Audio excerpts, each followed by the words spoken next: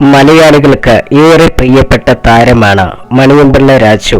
നടനും നിർമ്മാതാവുമായി മലയാള സിനിമാ ലോകത്ത് ഇന്നും നിറഞ്ഞു നിൽക്കുന്ന കലാകാരനാണ് അദ്ദേഹം. കഴിഞ്ഞ 49 വർഷങ്ങൾ കൊണ്ട് 400-ലേറെ സിനിമകളിൽ അഭിനയിക്കുകയും 13 സിനിമകൾ നിർമ്മിക്കുകയും ചെയ്യാൻ താരത്തിന് സാധിച്ചിട്ടുണ്ട്. പ്രിയദർശൻ, മോഹൻലാൽ കൂട്ടുകെട്ടിൽ പുറത്തിറങ്ങിയ പല ചിത്രങ്ങളും മണിയമ്പിള്ള രാജുവിന്റെ സാന്നിധ്യമുണ്ടായിരുന്നു.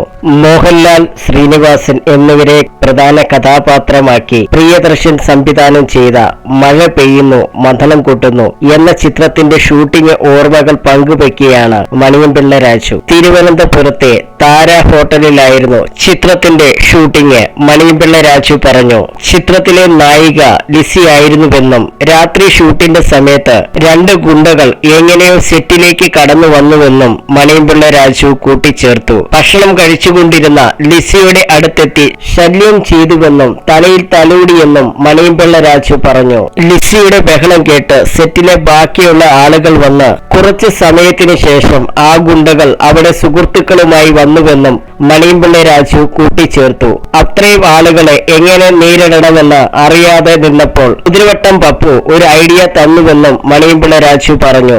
ഷൂട്ടിനായി വെച്ച ഗദയും വാളുമെല്ലാം ഓരോരുത്തരും എടുത്ത് അവരുടെ നേരെ പോയെന്നും അത് കണ്ട് അവർ പേടിച്ചോടിയെന്നും മണിയമ്പിള്ള രാജു കൂട്ടിച്ചേർത്തു. അന്ന് സെറ്റിലുണ്ടായിരുന്നവരെ രക്ഷിച്ചത് കുതിരവട്ടം പപ്പുവിന്റെ ഐഡിയ ആയിരുന്നുവെന്നും അത് ഒരിക്കലും മറക്കാനാകില്ലെന്നും മണിയമ്പിള്ള രാജു പറഞ്ഞു. അമൃത ടിവിയോട് സംസാരിക്കുകയായിരുന്നു മണിയമ്പിള്ള രാജു.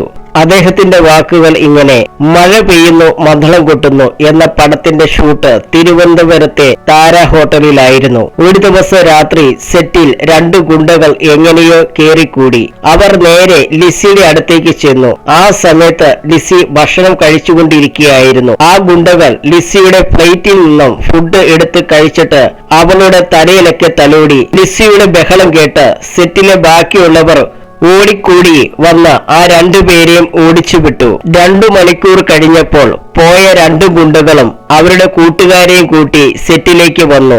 എന്ത് ചെയ്യണമെന്നറിയാതെ നിന്നപ്പോൾ പപ്പു ചേട്ടൻ ഒരു ഐഡിയ പറഞ്ഞു തന്നു. ആ സെറ്റിൽ ഫൈറ്റിനൊക്കെ വെച്ചിരുന്ന ഡെമ്മി ഗദയും വാളും കുറെ ഉണ്ടായിരുന്നു. ഓരോരുത്തരും ഓരോന്ന് കയ്യിലെടുത്ത് നിൽക്കാൻ പറഞ്ഞു.